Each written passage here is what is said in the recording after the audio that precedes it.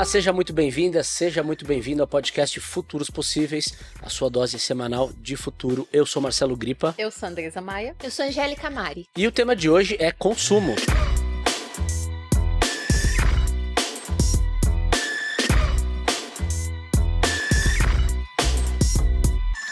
Ricarda, pensando em compras que você vai fazer no futuro, quais são os critérios que você mais vai considerar na decisão? Tem que ser necessário, útil e sustentável. Você acha que as marcas estão evoluindo em oferecer produtos sustentáveis e éticos para o consumidor? Tudo na vida é um processo. Eu acho que algumas pessoas estão conseguindo até mesmo educar a população sobre utilizarmos produtos e coisas sustentáveis, né? Para que a gente também trate bem a natureza. Para que a gente também comece a entender por que existe essa cadeia. Uma coisa depende da outra. Então, quanto mais sustentável for, melhor. Tem surgido, então, novos modelos de consumo e novas formas de pensar, né? E aí as pessoas estão direcionando suas vontades para cada um desses modelos. A gente vai falar um pouco mais detalhadamente disso depois. Por enquanto, eu quero trazer uma correlação que, assim, não dá para a gente falar sobre consumo sem falar de economia e sem falar da enorme desigualdade existente, não só no Brasil, mas no mundo, né? Eu tô falando, aí quando eu falo de desigualdade, você tem o topo lá de cima, eu tô falando de pessoas como Elon Musk, Bernard Arnault, Jeff Bezos, cujas fortunas, Andresa, estão na casa de 200 bilhões de dólares. Repito, dólares. Algo em torno de R$1 trilhão. Eu nunca nem vou ver a cor desse dinheiro, né? Mas é muito dinheiro. Eu não sei nem dizer quantos zeros tem. Eu fico pensando, qual é a tomada de decisão em relação à compra quando você tem tanto dinheiro? Você vai fazer alguma conta? Não vai. Você só vai comprar o que você quer, né?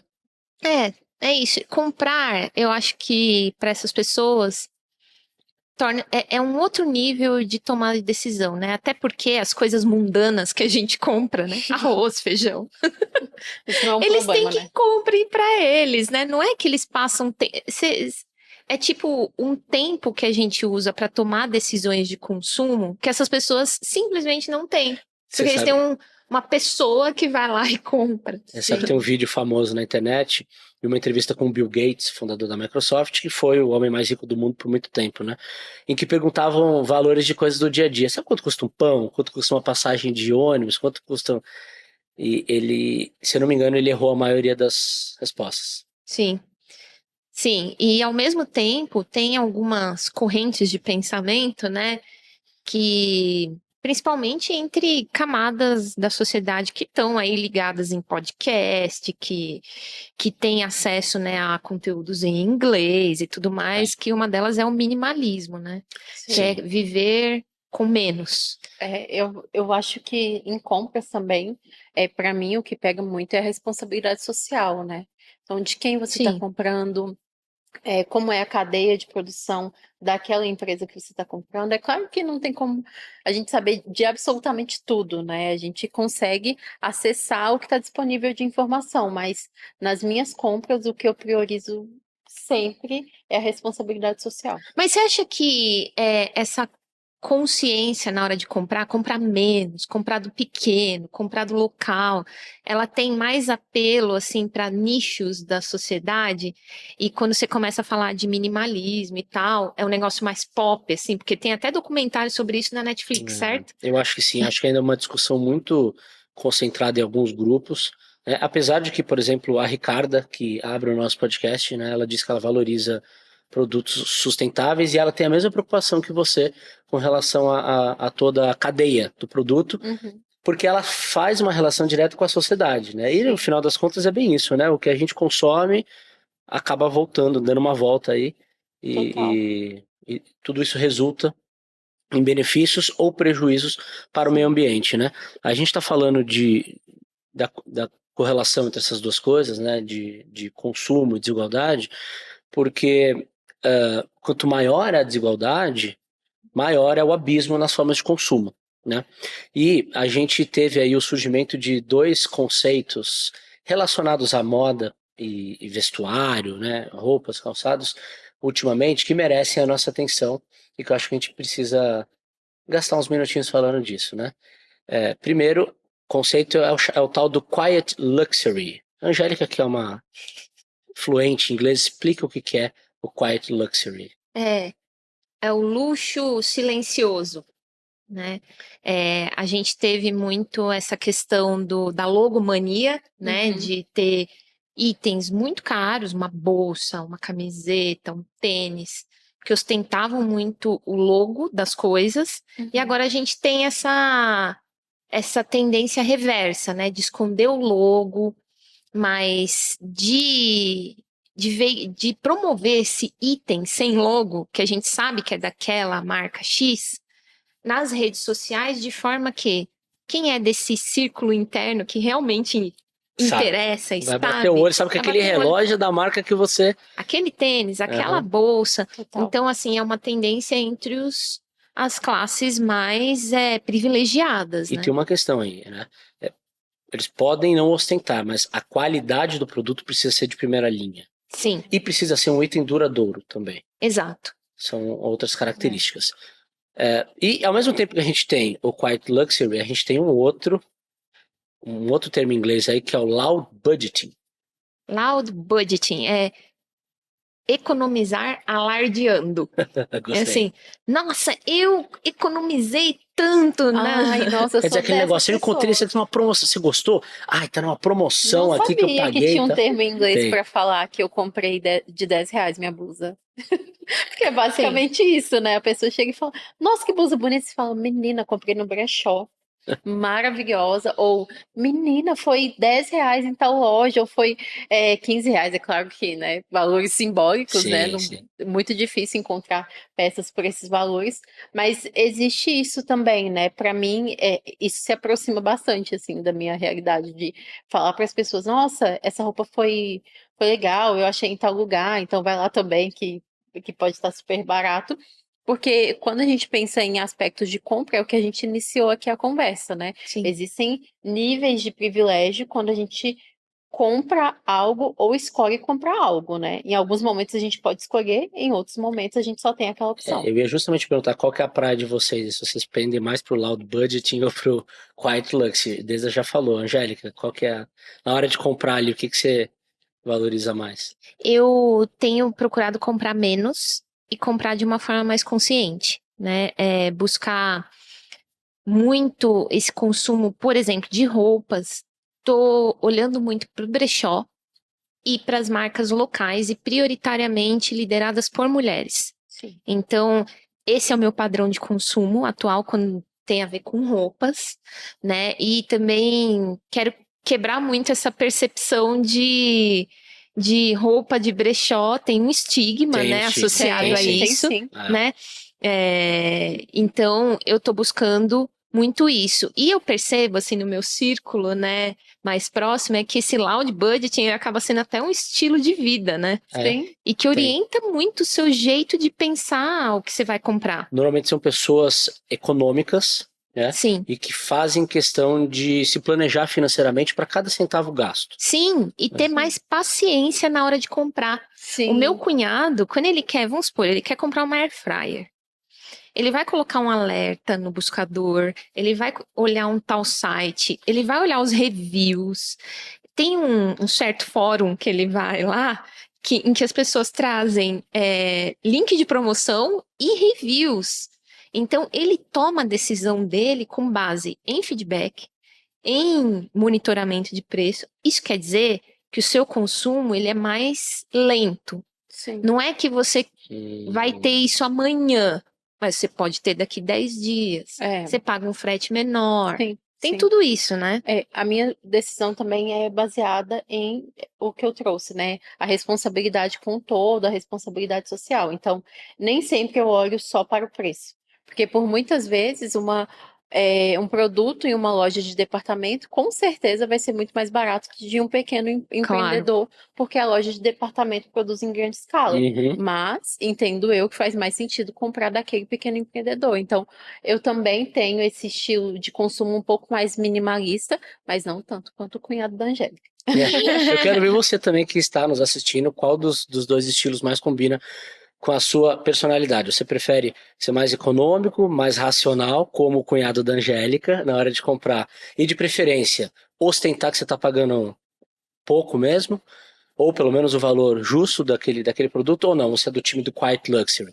Gosta de itens luxuosos, mas também não quer ostentar muito, quer ficar ali na miúda, para deixar só que as pessoas do seu círculo ali percebam que você está usando aquela marca famosa. E Conta pra gente aí. essa diferença, né, entre essa evolução, né, desse quiet luxury, esse luxo silencioso, né, se a gente for olhar, né, essa evolução do capitalismo, né, de poder mostrar o logo, né, como símbolo de status, que você consegue comprar.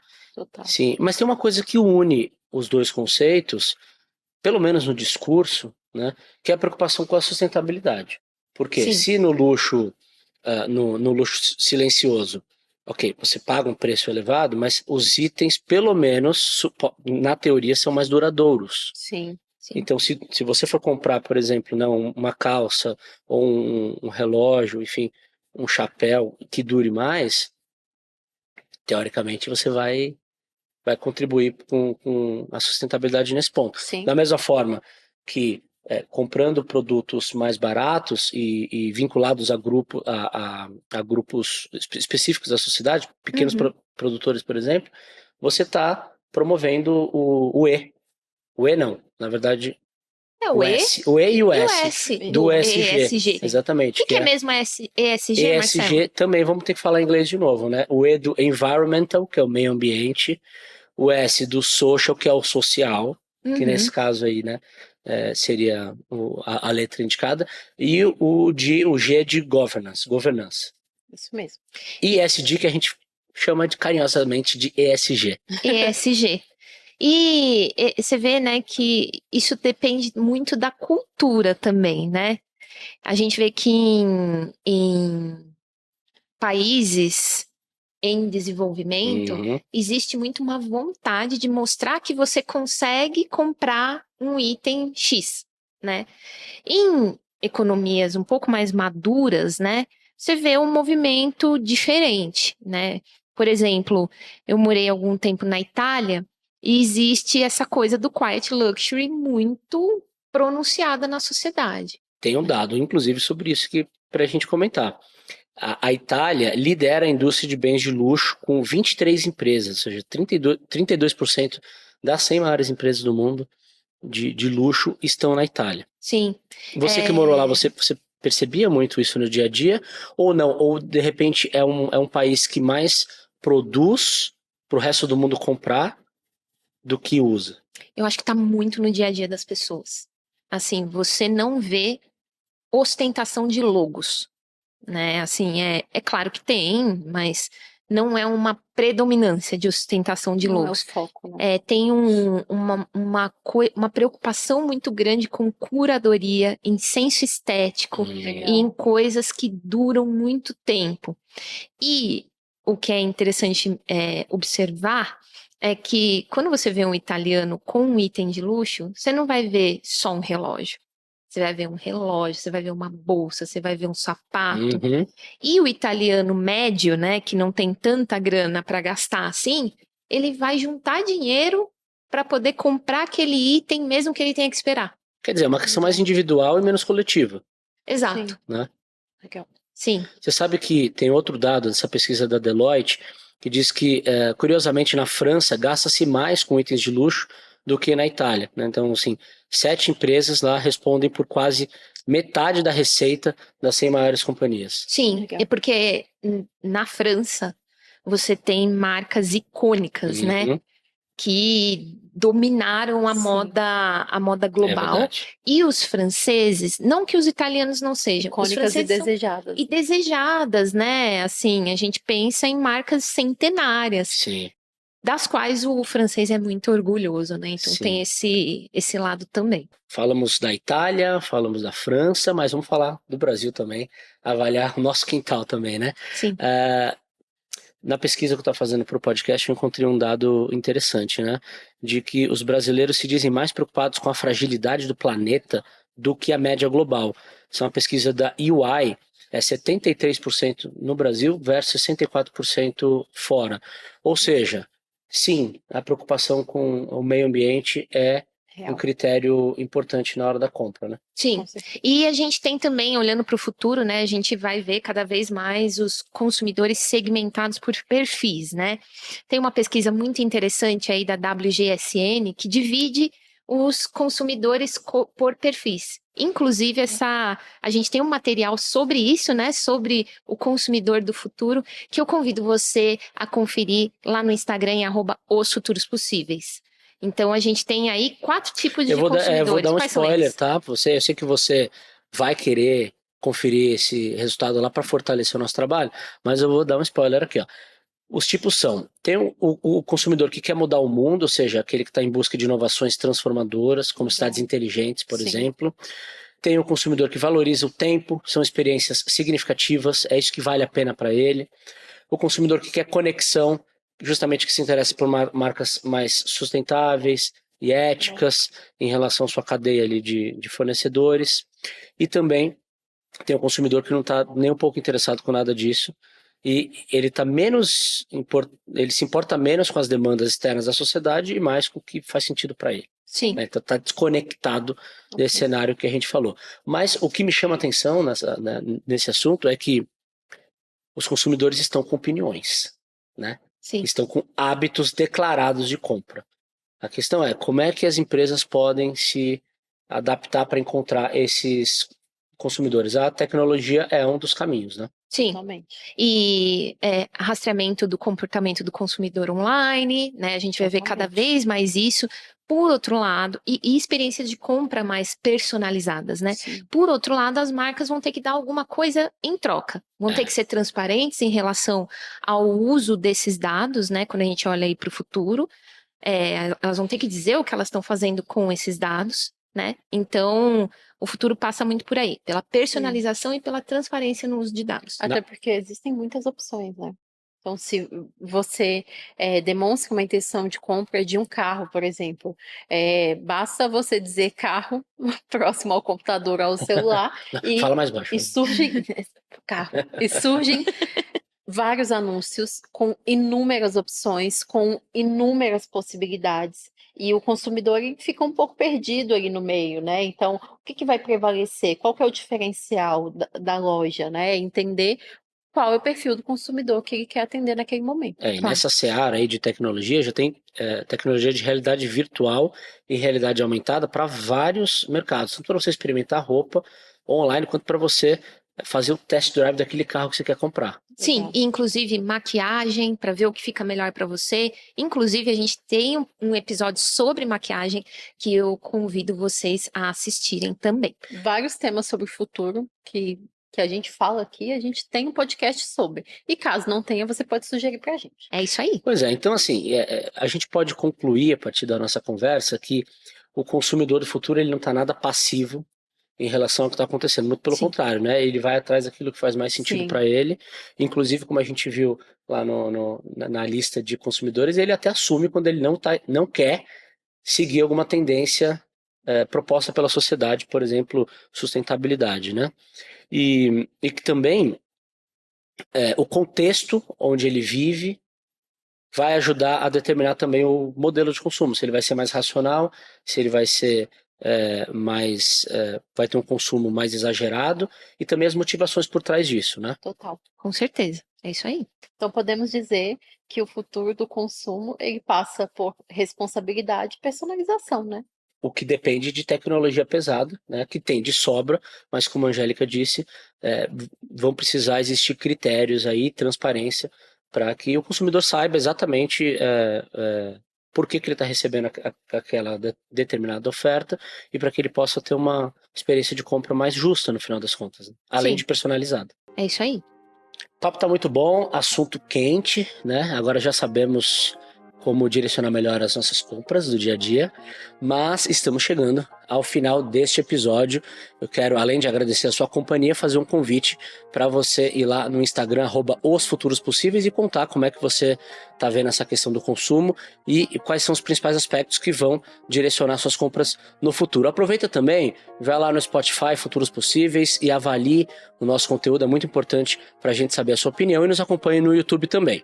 Eu sou Marcelo Gripa. Eu sou a Andresa Maia. Eu sou a Angélica Mari. E na semana que vem a gente te espera para mais uma dose semanal de futuro. Até lá! Tchau!